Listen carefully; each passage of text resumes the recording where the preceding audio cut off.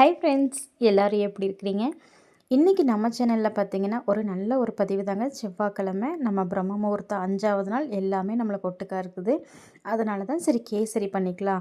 இந்த one pot kesari பார்த்தீங்கன்னா நான் ஏற்கனவே ஒரு சின்ன ஷார்ட்ஸாக கொடுத்தேன். அதுக்கு நிறைய பேர் நல்ல சப்போர்ட் கொடுத்துருந்தீங்க. ரொம்ப நன்றிங்க. அதே மாதிரி இனிமேலும் எனக்கு சப்போர்ட் பண்ணுங்கள், லைக் பண்ணுங்கள், சப்ஸ்கிரைப் பண்ணிவிட்டு பாருங்கள். அது எனக்கு ரொம்ப சப்போர்ட்டாக இருக்கும். கமெண்ட் பண்ணுங்கள். நேற்று ஒரு சிஸ்டர் விநாயகரோட ரேட்டும் சைஸும் கேட்டிருந்தீங்க. அது நீங்கள் எந்த விநாயகரை கேட்டிங்கன்னு எனக்கு தெரியல. வீட்டுக்குள்ளேயும் இருக்கிறனால எனக்கு கொஞ்சம் கன்ஃப்யூஸாக இருந்தது. இருந்தாலும் நான் உங்களுக்கு பதில் சொல்லிட்டேன்.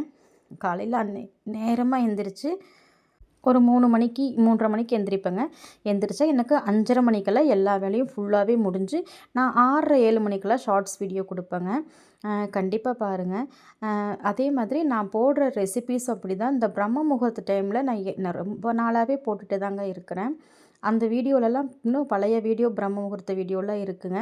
அதுலேயும் நான் வந்து ரெசிபீஸ் எல்லாம் போட்டிருப்பேன். கண்டிப்பாக ஹெல்ப்பாக இருக்கும். எல்லாமே 10 நிமிஷம் நீங்கள் ஒரு 1/4 மணி நேரத்தில் செய்கிற மாதிரி ஈஸியான ரெசிபீஸ் தான் நான் போடுவேன்.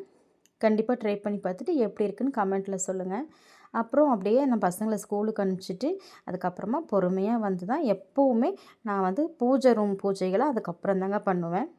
காலையில் ரெகுலராக வந்து அந்த நிலப்படியில் விளக்கேற்றி சாமி கும்பிட்டு முடிச்சிடுவேன். அப்புறம் ஏன்னா பொறுமையாக வந்து தாங்க நான் சாமி கும்பிடுவேன். ஏதோ அவசர அவசரம் ஏனோ தானோ விளக்கேற்றியாச்சு முடிஞ்சது சாமி கும்பிட்டாச்சு அப்படின்னு போக மாட்டேங்க. பொறுமையாக அவங்கெல்லாம் போனதுக்கப்புறம் நிதானமாக ஒரு வேலையாக தாங்க செய்வேன். அப்படி அவசரமான பூஜைகள் நம்ம செய்யவும் கூடாது. அமைதியாக முடிஞ்ச அளவுக்கு பூஜைகள் பண்ண பாருங்கள். கனி வைப்பேங்க. செவ்வாய் வெள்ளியில் கண்டிப்பாக வைப்பேன். அப்படியே முருகருக்கு கேசரி வச்சுட்டு எனக்கு இந்த க்ரீன் கலர் கேசரி முருகருக்கு வைக்கிறது ரொம்ப இஷ்டமான ஒரு விஷயங்க. ஆனால் ஆர்கானிக் கலராக யூஸ் பண்ணுங்கள். வேறு ஃபுட் கலர்ஸில் யூஸ் பண்ண வேணாம். அப்படியே கற்பூர தீபம் வீடு ஃபுல்லாக காட்டுங்க. கனி வைக்கிறது எதுக்குன்னு பார்த்தீங்கன்னா, எங்கள் அம்மா எனக்கு சொன்னதுங்க. அதாவது நம்ம ஒரு கனி கட் பண்ணி நம்ம வாசப்படியில் வைக்கிறேன்னா, கெட்ட சக்திகள், துர்சக்திகள் இல்லை தீய எண்ணம் இருக்கிறவங்க வந்தால் கூட நம்மளுக்கு வந்து அது எதுவும் வந்து அண்டாது அப்படிம்பாங்க. வீட்டில் வந்து ஒரு நல்ல ஒரு வைப்ரேஷன் இருக்கும் அப்படிங்கிறதுக்காக. இன்னொன்று பார்த்தீங்கன்னா, ஒரு கனி கட் பண்ணி நம்ம வைக்கிறது வந்து ஆடு, கடாலாம் வெட்டுவோம் தெரியுங்களா? நம்ம கோயில்லலாம் அதுக்கு சமமான ஒரு பலனை கொடுக்கும் அப்படிம்பாங்க. அதனால் ஆனால் வெள்ளி செவ்வாயில் தாங்க செய்யணும், மற்ற நாளில் செய்யக்கூடாது. ஞாயிற்றுக்கிழமைல சிலர் வைப்பாங்க. நான் வந்து வெள்ளி செவ்வாயில் தான் வைப்பேன். வெள்ளிக்கிழமை வச்சா செவ்வாய்க்கிழமை மாற்றிடுவேன். செவ்வாய்க்கிழமை வச்சா வெள்ளிக்கிழமை மாற்றிக்குவேன்.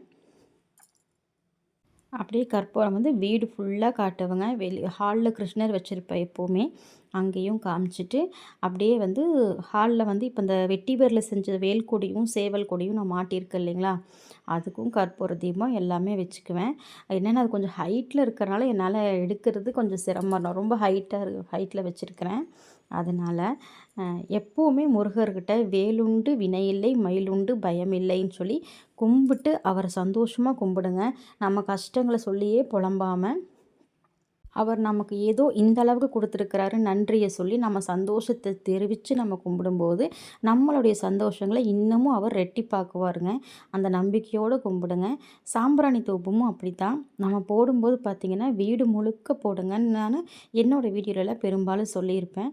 ஏதோ சாம்பிராணி பற்ற வச்சாச்சு போட்டாச்சு அப்படின்னு சொல்லி சாமி படத்துக்கிட்ட வச்சுட்டு வராமல் எடுத்து ஃபுல்லாக வீடு ஃபுல்லாக முக்கியமாக நம்ம வீட்டில் இந்த மூலை முடுக்கு, கார்னரு, ஜன்னல் இந்த மாதிரி இடங்கள்ல சாம்பிராணி போடுங்க.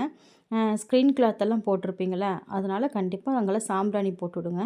இன்னொன்று பார்த்திங்கன்னா, பின் கதவு பின்வாசல் இருக்குது அப்படின்னா கண்டிப்பாக பின்வாசல் பக்கமாகவும் போட்டுவிடுங்க. அது வந்து நீங்கள் ட்ரை பண்ணி பாருங்கள். உங்களுக்கு ஒரு சேஞ்ச் தெரியும் கண்டிப்பாக.